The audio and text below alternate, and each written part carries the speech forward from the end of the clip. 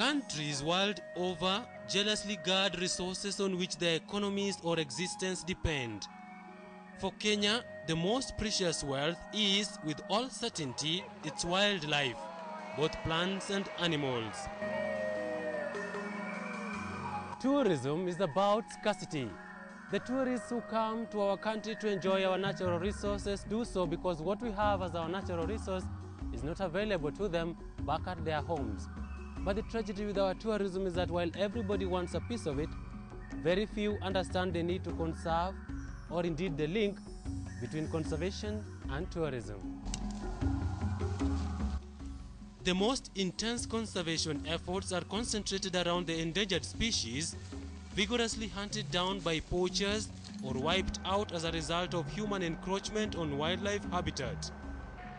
The species threatened with extinction in Kenya include the African elephant, whose population has dropped from 167,000 in 1970 down to only 35,000 today. The other animal that could be wiped off the face of the earth is the Gravy zebra, arguably one of the most beautiful animals of the world. It is only found in 2 countries in the world, Kenya and Ethiopia, with Ethiopia having 250, while Kenya has 2,000 Gravy zebras.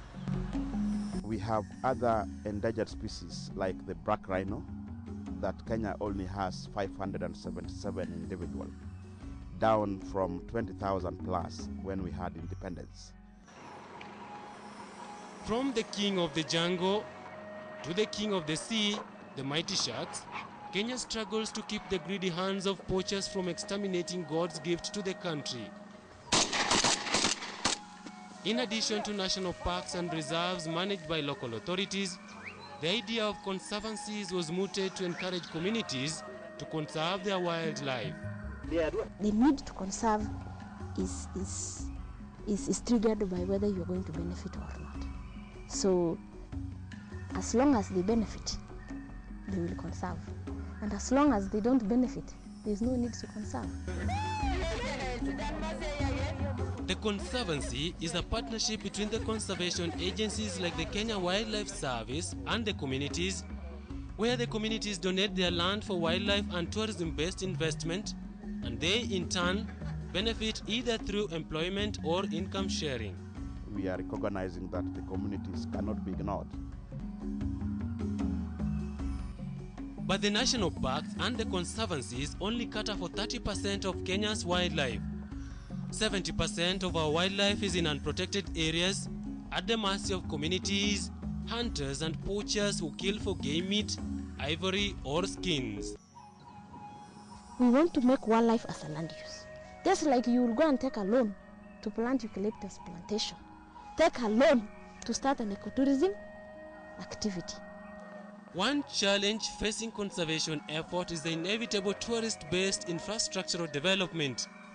In some areas, people are rushing to build near vital tourism sites, sometimes destroying wildlife breeding ground or blocking animal migration paths. The case in point is the blocking of the migration corridor at the Nairobi National Park. There is also the question of the pricing of Kenya's tourism products. Some argue that Kenya needs to charge more to sustain conservation, while others say high charges will discourage tourists. $40 that we charge our tourists, to me, is quite low. If you compare our charges with a country like Rwanda, for example, that is only proud of the gorillas, they charge an hour $400 just to see the gorilla. But in Kenya, for example, if you go to Lake Nakuru National Park, you'll be able to see all the endangered species of the world. We are talking about the black rhino, the white rhino. You'll be able to see the giraffes, the buffaloes, and many other different species in a span of 30 minutes. Tourism is also about culture, opening to the world and showcasing the uniqueness of the diverse communities and their artifacts. Conservation has indeed a very special role in tourism. If conserved, then